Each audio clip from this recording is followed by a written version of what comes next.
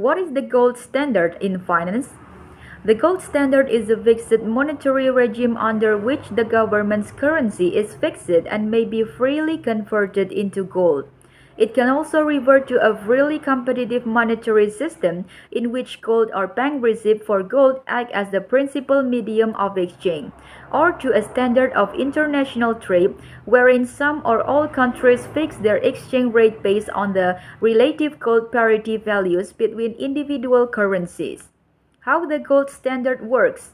The gold standard is a monetary system where a country's currency or paper money has a value directly linked to gold. With the gold standard, countries agree to convert paper money into a fixed amount of gold. A country that uses the gold standard sets a fixed price for gold and buys and sells gold at that price. That fixed price is used to determine the value of the currency. For example, if the US set the price of gold at $500 and wants, the value of the dollar would be 1 per 500 of an ounce of gold. The gold standard developed a nebulous definition over time, but is generally used to describe any commodity-based monetary regime that doesn't rely on unbacked fiat money, or money that is only valuable because the government forces people to use it. Beyond that, however, there are major differences. Some gold standards only rely on the actual circulation of physical gold coins and bars, or bullion, but others allow other commodities or paper currencies. Recent historical systems only granted the ability to convert the national currency into gold, thereby limiting the inflationary and deflationary ability of banks or governments. Why gold? Most commodity money advocates choose gold as a medium of exchange because of its intrinsic properties. Gold has non-monetary uses, especially in jewelry, electronic, and dentistry, so it should always retain a minimum level of real demand. It is perfectly and evenly divisible without losing value, unlike diamonds, and doesn't spoil over time. It is impossible to counterfeit perfectly and has a fixed stock. There is only so much gold on Earth, and inflation is limited to the speed of mining. Advantages and disadvantages of the gold standard. There are many advantages to using the gold standard, including price stability.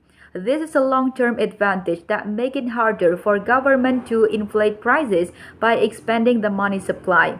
Inflation is rare and hyperinflation doesn't happen because the money supply can only grow if the supply of gold reserve increases.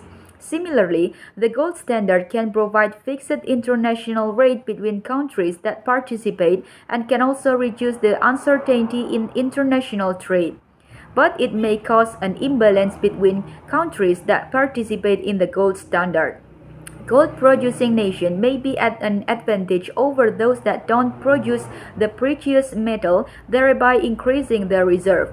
The gold standard may also, according to some economists, prevent the mitigation of economic recession because it hinders the ability of a government to increase its money supply, a tool many central banks have to help boost economic growth.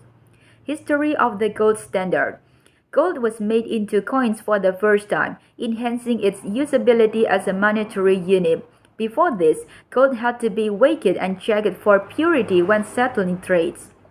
Gold coins were not a perfect solution, since a common practice for centuries to come was to clip these slightly irregular coins to accumulate enough gold that could be melted down into bullion. In 1696, the Great Reconnaissance in England introduced a technology that automated the production of coin and put an end to clipping.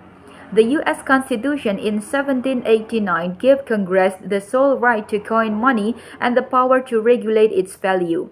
Creating a united national currency enabled the standardization of a monetary system that had up until then consisted of circulating foreign coins, mostly silver. With silver in greater abundance relative to gold, a bimetallic standard was adopted in 1792, while the officially adopted silver to gold parity ratio of 15:1 accurately reflected the market ratio at that time. After 1793, the value of silver steadily declined, pushing gold out of circulation according to Gresham law. The gold standard is not currently used by any government. Britain stopped using the gold standard in 1931 and the US followed suit in 1933 and abandoned the remnant of the system in 1973. Thank you.